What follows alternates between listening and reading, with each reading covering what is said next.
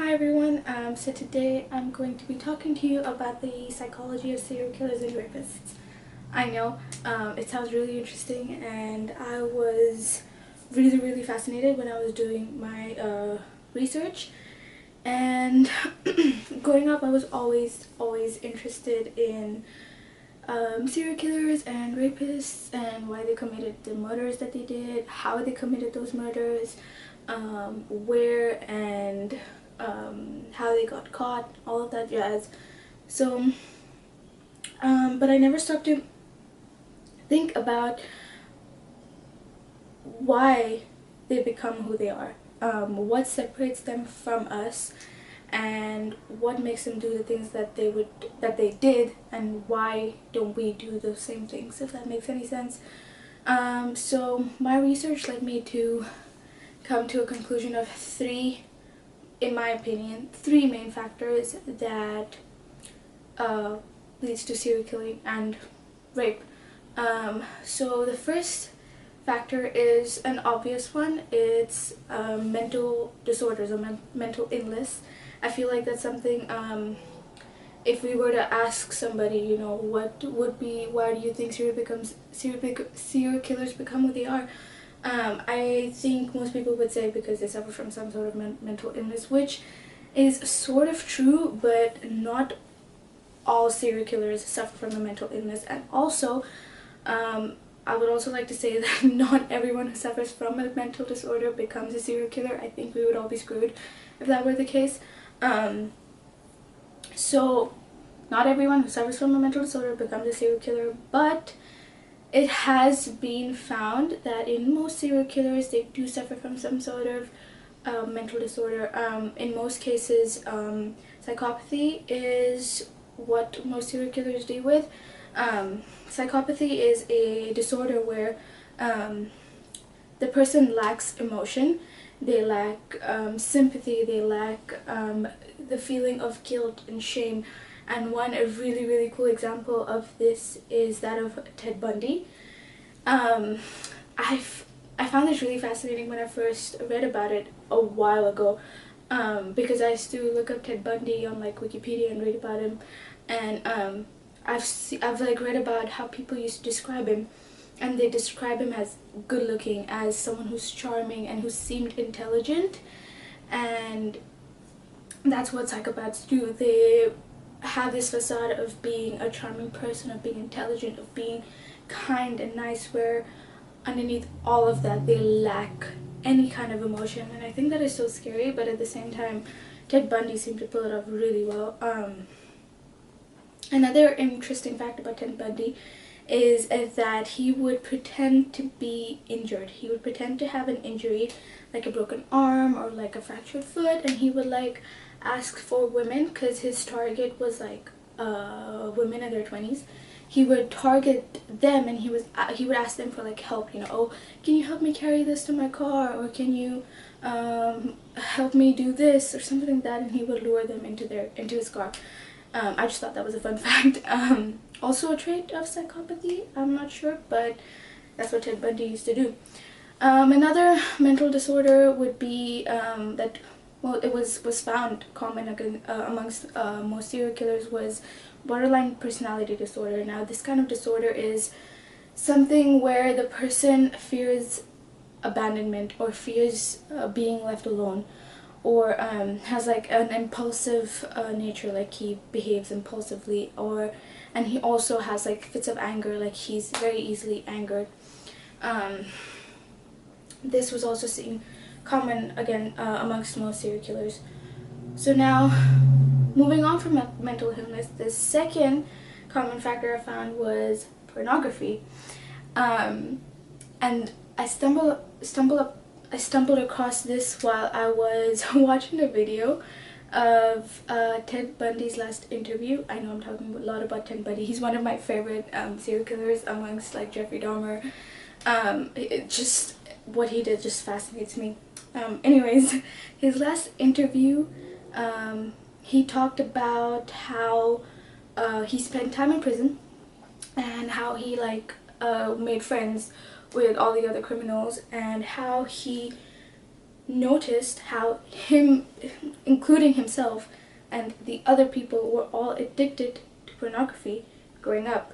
And he also mentions how he was grown up, how he was brought up in like a nice family, and that has nothing to do with that, but pornography was what all of them were addicted to, which does lead to an idea that pornography could have some very negative and drastic consequences if just, you know, if a person was just like left addicted to pornography. I feel that if a child is exposed to pornography at such a young age, he or she is left with an unrealistic idea of what sex really is, and I feel like it can create this false image. It's like telling someone, it's like growing up knowing something, and then once you finally grow up, like someone just tells you, oh, you know what, that's not actually how it happens. Like, how would you feel, you know? So I feel like pornography, and I will go into that later, how you can prevent it. Now the third major factor that I came across on, and that third major factor was something that I was totally caught off guard with. I never would have thought that, I mean, it is a bad thing, but I would have never thought that it could have led to someone killing some other people. The third factor was child abuse. And so I looked into Ted Bundy, Jeffrey Dahmer, and Charles Manson because they're my favorite. I don't know why I keep saying that, but I'm just really like fascinated by their lives and the things that they used to do. So Jeffrey Dahmer was brought up in a troubled household. His mother was just not really available to take care of him, and he kept moving from house to house. Charles Manson too had that kind of life. He didn't have proper parents, and he didn't get that kind of love that a parent is supposed to give. So for me, when I look into their lives and seeing that they never received that kind of love, I don't blame them for not being able to show it, regardless of whether or not they're psychopathic or whether they can show love. I feel like parents have such an integral role in a child's life, and if you don't have that, it's no surprise that you wind up being that kind of person. Another interesting factor that I came across was that in rapists, here I'm going to talk about men here. Men have this need to prove their masculinity. They have this need to show their dominance. They have this need to show their control over somebody, and that also comes from if they were repressed, if they were not given any attention as a child, or if they weren't shown any love as a child, so they grow up wanting to prove themselves, and they do it in ways that aren't accepted by society.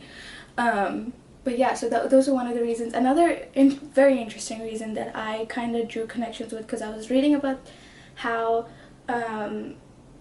most rapists do things, or like most men rape other men because their sexuality isn't accepted in society, which I thought was pretty interesting, because Jeffrey Dahmer used to rape like young boys, but he used to rape the male sex, which I thought was pretty interesting, because this was a few years ago, and obviously homosexuality wasn't accepted in society. So the fact that he would lure young boys and young men and try to fulfill his desires is not justified, but you could draw connections and try to see why he did those things. So yeah, these were the three main things that I came across, and I feel like child abuse is something that you can control and that you can change. I feel one way to go about this is by spreading awareness. just simple as that. There are a lot of young adults who are getting married, you know, having kids. I feel like since they're still young, it's hard to be, obviously they're not completely children, but they are still young, and it's hard to be a child yourself and try to raise another child. I feel like educating young parents about pornography, about, you know, how to raise a child properly would really help the situation. Especially pornography, where it's so intimate and so like personal. I know sex education in schools are really beneficial, but I feel like something so intimate should be explained and talked about by a parent instead of, like, you know, a teacher or somewhere where the child will get embarrassed or, you know, take as a joke. But I feel like parents have a way of, you know, making a child feel comfortable because it's their parent, and they can, you know, find a fun way to tell them that, you know, what to watch and what not to watch and why is it good for you. And I also think it's important to tell the child why not to do something, because I feel like most parents like to tell their kid not to do something without telling them why, and I feel like that creates the rebellious behavior that we see. There's nothing wrong in telling a child that that is bad for you because so and so. So I feel like if parents were to do that, that would create like such a big difference. Even with child abuse, I feel like spreading awareness and like if anybody sees a parent treating their child badly, or if some little kids, if children see their friends you know, with bruises or things like that, or if they see, because it doesn't have to be small children, even adolescents or like even young adults who live with their parents, even they can be abused.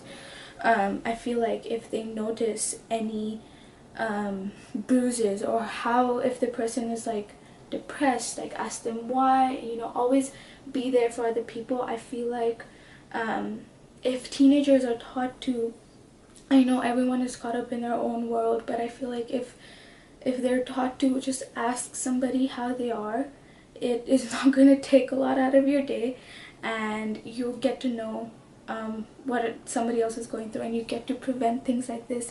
And I'm not saying that every child who is abused will turn out to be a serial killer. I think we would all be somewhat dead by now, but even putting serial killing aside, I feel like child abuse can have such a drastic impact on someone's personality and someone's life, even, because it's just, a child who's abused grows up thinking that the two most important people in their life who's supposed to love and take care of them just don't care. Like, I grew up in a house where my parents were so loving, and they did everything for me. They put me first, they put me before themselves, and I cannot imagine growing up in a house where you don't have that. I wouldn't know what love is if I didn't have that. I wouldn't know how to care for somebody if I didn't have that. I wouldn't know empathy. I wouldn't know just basic emotions. I wouldn't know if I don't see it.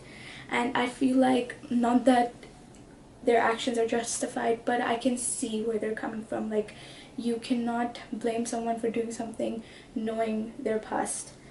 So I feel like my big takeaway from this talk should be just spread awareness.